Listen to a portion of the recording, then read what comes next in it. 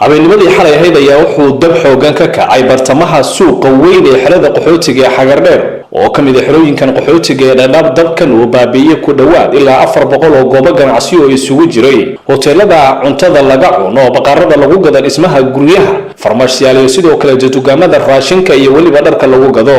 dabkan ayaa wuxuu si weyn u baabi'iyay gabi ahaanba inta badan suuqa weyn ee xerada qaxootiga ee Xagardheer oo ah suuqa ugu weyn dhanka ganacsiga xerooyinkan qaxootiga ee Dhadhaab. qaar ka mid ah dadkii hantidooda ay u gubatay suuqan ayaa waxa ay uga warameen warbaahinta qarankaas, waxaana hadaladoodii ka mid ahaa masaajidkii Xagardheer u weynaa sidan buu noqday. hadda aad hor taagan tahay ee iga duwaysa hadalka waxa weeye ilaahay wuxuu keenay hadda waa lagu mahadnaqayaa. wax kale oo suubin karna ma jirto. idinkana waad aragtaan muslimiinta dawlad iyo daakhilba wixii ay ku saacidin karaan masaajidka foolxumadaas la shalayna saas ahaa maantana sidaas noqday ayagay u taalla.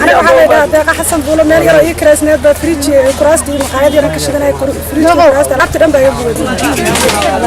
anoo Axmed Sheekh Yuusuf waxa iga gubtay guri weyn oo dhar iyo raashin iyo wax badan hadii ilaahay alaab badan oo maacuuna taalay yaa iga gubtay dashay waxa iga gubtay dhar maacuun sokor bariis alaab fara badan baa naga gubtay.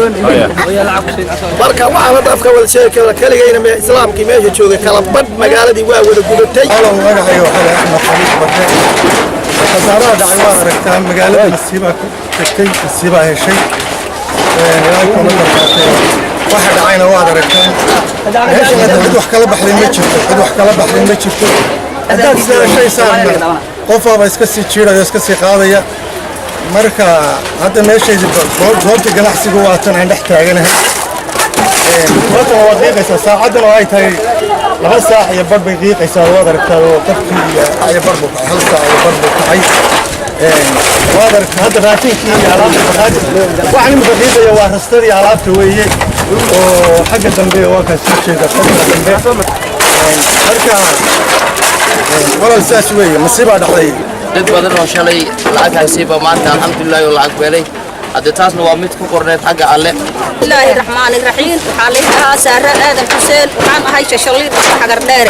waxaa iga gubatay xalay hanti aad iyo aad u fara badan, sokor leh, baasta leh, bariis leh, caano leh, khudaar leh. gaartay wax la koobi karo ma aha, wax noo badbaade male, shaamale waan ku dheertoognay, waan ku hanti beelnay, hataa buugti deemihii baa naga gubtay, dhalashadii carruurtii baa nooga gubtay, kaarashaydi raashinkii way iga gubteen. khasaare waxa ay gaartay aan la koobi karin oo aad iyo aad u weyn oo magaalada Xagardheerna ay qabto. dabkan ayaa wuxuu yahay dabkii noociisa oo kaleeta ama ugu weynaa ee ka kaca xerooyinkan qaxootiga ee Dhadhaab, isagoo saameyn fara badan oo dhanka ganacsiga ku yeeshay inta badan oo Soomaalida islaamkana in ka badan 400 oo goobo ganacsi ay ku gubteen. Nuur Maxamed Cabdullaahi iyo raadiyaha TV-ga qaranka Soomaaliyeed xeryaha qaxootiga ee Dhadhaab.